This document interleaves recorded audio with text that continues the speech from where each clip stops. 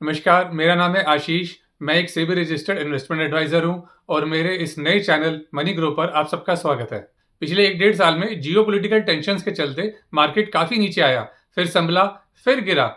लेकिन इस उथल-पुथल के बीच भी इंडेक्स धीरे-धीरे आगे ही बढ़ा है और 1 साल के अंदर उसने तकरीबन 12% के रिटर्न्स दिए हैं। अगर डिफेंस सेक्टर के कुछ स्टॉक्स चले, तो आईटी सेक्टर के नहीं चले। रेलवेज़ या पब्लिक सेक्टर चला, तो एनर्जी सेक्टर के स्टॉक्स बैठ गए। कोई कहता है फाइनेंशियल सेक्टर चलेगा, तो कोई कहता है फार्मा। ऐसे में रिटेल इन्वेस्टर काफी कंफ्यूज होता है कि कौन सी डायरेक्शन में जाए। So the best way is follow the big investor. और बिग इन्वेस्टर्स में फाइनेंशियल इंस्टीट्यूशन सबसे ज्यादा क्रेडिबल है। लेकिन 2025 में फॉरेन इंस्टीट्यूशनल इन्वेस्टर्स ने 2.4 लाख करोड़ रुपीस की सेलिंग की है और इनका शेयर इंडिया की टोटल मार्केट कैप का 17% रह गया है, जो पिछले 15 साल में सबसे लोवेस्ट है। इसलिए अगर इन्होंने इतनी हैवी सेलिंग की है, तो फिर मार्केट संभला कैसे? क्योंकि डीआईआईज यानी डोमेस्टिक इंस्टीट्यूशनल इन्वेस्टर्स ने $72 बिलियन से ज्यादा की बाइंग की है और ये पैसा आया हमारे और आप जैसे लोगों की एसआईपी और म्यूचुअल फंड की इन्वेस्टमेंट से। तो इससे ये समझ में आता है कि एफआईआईज और डीआईआईज अगर किसी स्टॉक में अपनी होल्डिंग बढ़ाते हैं, तो इसका मतलब है कि उस स्टॉक में दम है और उनको उस स्टॉक के अंदर आगे बढ़ने की अपॉर्चुनिटी दिख रही है। तो हम आज के वीडियो में कुछ ऐसे ही स्टॉक्स कवर करेंगे जिनमें इन इंस्टीट्यूशनल इन्वेस्टर्स ने अपना स्टेक बढ़ाया है, लेकिन इसके बावजूद भी कुछ स्टॉक्स ने अंडर परफॉर्म किया है। इसलिए अगर आप पूरा वीडियो देखेंगे तो आपको समझ में आएगा कि कौन से स्टॉक में कितना पोटेंशियल है, क्योंकि सिर्फ नाम देखकर इन्वेस्ट करने से अक्सर नुकसान होता है। अगर आपको इन्फॉर्मेशन सही लग रही हो तो वीडियो को लाइक और चैनल को जरूर सब्सक्राइब कर लें, ताकि ऐसी काम की इन्फॉर्मेशन आपके पास पहुंचती रहे। तो सबसे पहली कंपनी जिसकी हम बात करेंगे वो गोल्ड और ज्वेलरी के बिजनेस में है और इंडिया की one of the largest retailer है। 2022-23 में कंपनी के 124 शोरूम्स थे, जो 2024-25 में बढ़कर 204 हो गए। कंपनी के 36 शोरूम ओवरसीज में भी हैं। कंपनी ने लास्ट ईयर कैंडियर के नाम से digital first lifestyle jewellery brand start किया, जिसको काफी अच्छा रिस्पॉन्स मिल रहा है। इस कंपनी का नाम है कल्याण ज्वेलर्स। इसके फंडामेंटल्स देखें तो इसकी मार्केट कैप तकरीबन 51,000 करोड़ रुपए की है। इसका पीई रेशो 55 का चल रहा है, जो अपनी इंडस्ट्री से ज्यादा है, यानी स्टॉक फिलहाल ओवरवैल्यूड है। इसका आरओसीई 15 का और आरओई 16 का है, जो डिसेंट है।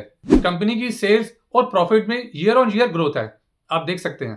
कंपनी का पिछले 1 महीने का चार्ट देखें तो ये अपने 200 डीएमए और 50 डीएमए के नीचे चल रहा है। इसका मतलब ये स्टॉक अभी बेरिश मोमेंटम में है। लेकिन इसका डिलीवरी वॉल्यूम देखें तो जब ये हाई मोमेंटम में था, तब डिलीवरी सिर्फ 17% की हो रही थी, जो अब 32% की है, यानी ऑलमोस्ट डबल। तो लोग इसके अंदर लॉन्ग टर्म के पॉइंट ऑफ व्यू से हाई डिलीवरी ले रहे हैं, तो ये एक अच्छा मौका है लॉन्ग टर्म के पॉइंट ऑफ व्यू से एंट्री लेने का। अब क्विकली इसका शेयर होल्डिंग पैटर्न भी देख लेते हैं। एफआईआईज ने जहां लगातार सेलिंग की है, वहीं डीआईआईज ने लगातार अपनी होल्डिंग बढ़ाई है। इनके साथ साथ प्रमोटर्स ने भी पिछले 1 साल के अंदर 2.5% से अपना स्टेक बढ़ा लिया है, जो बताता है कि कंपनी के अंदर कितना दम है और इस पोटेंशियल के कारण है कंपनी के एक्सपेंशन प्लान्स। कंपनी 2025-26 में 136 नए शोरूम्स खोलने जा रही है, जिसमें से 6 शोरूम्स इंडिया के बाहर खुलेंगे। कंपनी अपने डेट को भी ग्रेजुअली कम कर रही है और प्रॉफिट का 40 से 50% हिस्सा डेट पेमेंट में लग रहा है। अब चलते हैं दूसरी कंपनी की तरफ, जिसका आईपीओ पिछले साल मई 2024 में ही आया था।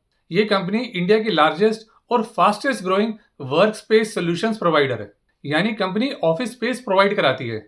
इसकी क्लाइंट लिस्ट में कई स्टार्टअप्स के साथ साथ कई बड़े कॉर्पोरेट्स भी हैं, जैसे आईसीआईसीआई सिक्योरिटीज, आईआईएफएल और एमके ग्लोबल वगैरह काफी सारे क्लाइंट्स। ये एक स्मॉल कैप कंपनी है और कंपनी का नाम है ऑफिस स्पेस सोल्यूशंस।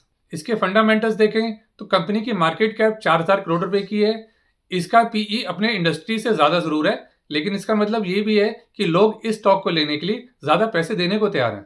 इसका आरओसीई तो नॉर्मल है, अराउंड 13%, लेकिन इसका रिटर्न ऑन इक्विटी काफी तगड़ा है, एट 26%। स्मॉल कैप कंपनी है तो हाई रिस्क है, इसलिए इसका प्रॉफिट और लॉस देखना भी जरूरी है।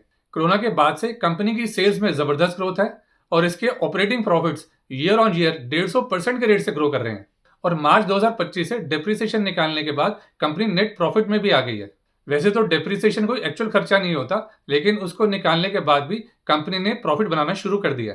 इसकी शेयर होल्डिंग देखें तो मार्च 2025 से एफआईआईज ने अपनी होल्डिंग 19.3% से बढ़ाकर 25.04% कर ली है और डीआईआईज ने भी अपनी होल्डिंग 33.9% से बढ़ाकर 41.18% कर ली है। यानी एफआईआईज और डीआईआईज दोनों ने अपनी होल्डिंग बढ़ाई है, जो काफी कम देखने को मिलता है।